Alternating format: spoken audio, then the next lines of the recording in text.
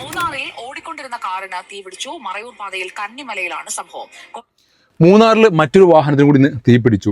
കഴിഞ്ഞ 1-2 വർഷത്തിനിടയിൽ ഒരുപാട് വാഹനങ്ങളാണ് ഇത്തരത്തിൽ ഓടിക്കൊണ്ടിരിക്കുക തീ പിടിക്കുന്നത്. അതിൽ ചില ആളുകൾ ഉള്ളിൽ അകപ്പെടുന്നു, ചില ആൾക്കാർ ഓടി രക്ഷപ്പെടുന്നു. അപ്പോൾ ഈ കഴിഞ്ഞ 1-2 വർഷത്തിനിടയിൽ ഇത്തരത്തിൽ ഒരുപാട് സംഭവങ്ങളാണ് ന്യൂസുകളിലൊക്കെ ആയിട്ട് നമ്മൾ വായിച്ചിട്ടുള്ളത്. എന്തായിരിക്കും ശരിക്കും ഇതിനുള്ള കാരണം? ഞാനൊരു സ്റ്റഡി നടത്തില്ല, എനിക്ക് മനസ്സിലായത് ഞാനൊരു സ്റ്റഡിയുടെ ഭാഗമായിട്ട് എവിടെ ഒരു റിപ്പോർട്ട് ഞാൻ വായിച്ചിട്ടുണ്ടായിരുന്നു. കഴിഞ്ഞ 2018, 19, 20 കാലഘട്ടങ്ങളിൽ നമ്മൾ ഫ്ലഡ് എഫക്റ്റ് ചെയ്തിട്ടുള്ള വാഹനങ്ങൾ റിപ്പയർ ചെയ്ത് നിരത്തിലേക്ക് ഇറങ്ങിയിട്ടുള്ള വാഹനങ്ങൾക്കാണ് ഇത്തരത്തിലൊരു തീപിടുത്തത്തിനുള്ള സാധ്യത കൂടി വന്നുള്ളത്. അല്ലെങ്കിൽ അത്തരത്തിലുള്ള വാഹനങ്ങളാണ് കൂടുതലും ഈ രീതിയിൽ തീ പടർന്ന് പിടിച്ചിട്ടുള്ളത് എന്നുള്ളൊരു വാർത്ത ഞാൻ ന്യൂസിൽ എവിടെയോ വായിച്ചിട്ടുണ്ടായിരുന്നു. എത്രത്തോളം ശരിയാണെന്ന് എനിക്കറിയില്ല. എന്തായിരിക്കും അതിലെ കാരണം? നിങ്ങളുടെ അഭിപ്രായം കൂടി ഒന്ന് കമൻറ്റിൽ രേഖപ്പെടുത്തുക. ഒരു അടിപൊളി 7 സീറ്റ് വാഹനം വന്നിട്ട് ചെറിയ ബഡ്ജറ്റിൽ സെൻട്രലൈസേക്കുള്ള വാഹനങ്ങൾ, അതും ബക്കറ്റ് സീറ്റിലേക്ക് വരുന്ന വാഹനങ്ങൾ അന്വേഷിച്ച് നടക്കുന്ന ഒരു സാധാരണക്കാർക്കായിട്ട് ഒരു ഫാമിലിക്ക് യൂസ് ചെയ്യാൻ പറ്റിയുള്ള രീതിയിൽ ഒരു 7 സീറ്റ് വാഹനം ഇന്ന് നമ്മൾ കൊണ്ടുവന്നിട്ടുണ്ട്. അതോടൊപ്പം തന്നെ നമ്മുടെ ഓപ്പോസിറ്റ് സൈഡിൽ കിടക്കുന്ന ഒരു ഹ്യൂണ്ടൈൻ്റെ ക്രെറ്റ, അതും പെട്രോൾ ഓട്ടോമാറ്റിക് ഗിയർ ബോക്സ് എന്നൊരു അടിപൊളി വാഹനം നമ്മളിന്ന് പരിചയപ്പെടുത്താണ്ട്. ഇത്തരത്തിൽ 2 വാഹനങ്ങളാണ് നമുക്കിന്ന് പരിചയപ്പെടുത്താൻ പോകുന്നത്. ഫസ്റ്റ് വാഹനം നിൽക്കുന്ന റിനോൾട്ടിൻ്റെ ലോഡ്ജി എന്ന 7 സീറ്റ് വാഹനം. അതും 2016 മോഡൽ നിൽക്കുന്ന RXZ എന്ന ഏറ്റവും ഫുൾ ഓപ്ഷൻ വേരിയന്റ്. RXZ എന്ന വേരിയന്റ് അതിന് ഡുവൽ എയർ ബാഗ് ആയിരുന്നു, ABS ആയിരുന്നു, സ്റ്റിയറിംഗ് കൺട്രോൾസ് ആയിരുന്നു, ഇൻഫോർടൈൻമെന്റ് സിസ്റ്റം വന്നിട്ടുണ്ട്, അതേപോലെ സെൻട്രൽ AC വന്നിട്ടുണ്ട്. ഏറ്റവും വലിയ ഹൈലൈറ്റ് ഇതിന്റെ ബാക്ക് റോയിൽ ബക്കറ്റ് സീറ്റാണ് വരുന്നത്. നമ്മുടെ ടൊയോട്ട ഇന്നോവയിലൊക്കെ വരുന്ന രീതിയിലുള്ള സീറ്റിംഗ് പൊസിഷനാണ് ഈ ഒരു വാഹനത്തിനകത്ത് റിനോൾട്ട് കൊടുത്തിട്ടുള്ളത്. നമുക്ക് ബാക്ക് ഏറ്റവും തേർഡ് ലോക്ക് പോകണമെന്നുണ്ടെങ്കിൽ ഈ ഒരു സെൻറ്റർ വഴിയാണ് നമുക്ക് ഇതിനകത്ത് തേർഡ് റോയിലേക്ക് പോകാൻ.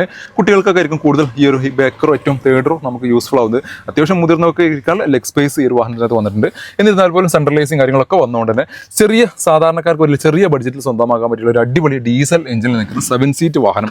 അതാണ് 2016 മോഡലിൽ നിൽക്കുന്ന ലോഡ്ജി.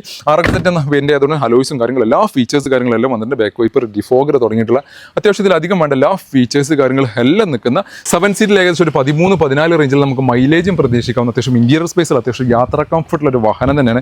KL39 തൃപ്പൂണിത്തറ രജിസ്ട്രേഷൻ നിൽക്കുന്ന ഈ റിനോൾട്ടിന്റെ ലോഡ്ജി എന്ന വാഹനം. ഡീസൽ എഞ്ചിൻ 7 സീറ്റ് ഈ ഒരു വാഹനം സ്വന്തമാക്കും വെറും 2,98,000 രൂപക്ക്. ഓൾമോസ്റ്റ് 2.5 ലക്ഷം അല്ലെങ്കിൽ 2,75 വരെ നമുക്ക് ഫിനാൻസ് സൗകര്യം അവൈലബിൾ ഒരു വാഹനം കൂടിയാണിത്. ഇനി ഒരു പെട്രോൾ ക്രെറ്റ, അതും ഓട്ടോമാറ്റിക് സെഗ്മെന്റിൽ നിൽക്കുന്ന AT ഗിയർ ബോക്സിൽ നിൽക്കുന്ന 2016 മോഡൽ നിൽക്കുന്ന SX പ്ലസ് എന്ന ഏറ്റവും ഫുൾ ഓപ്ഷൻ വേരിയന്റ് നിൽക്കുന്ന KL13 കണ്ണൂർ രജിസ്ട്രേഷൻ നിൽക്കുന്ന വാഹനം. സെക്കൻഡ് ഓണർഷിപ്പിൽ 75,000 കിലോമീറ്ററാണ് ഈ ഒരു വാഹനം നിലവിൽ റൺ ചെയ്യുന്നത്.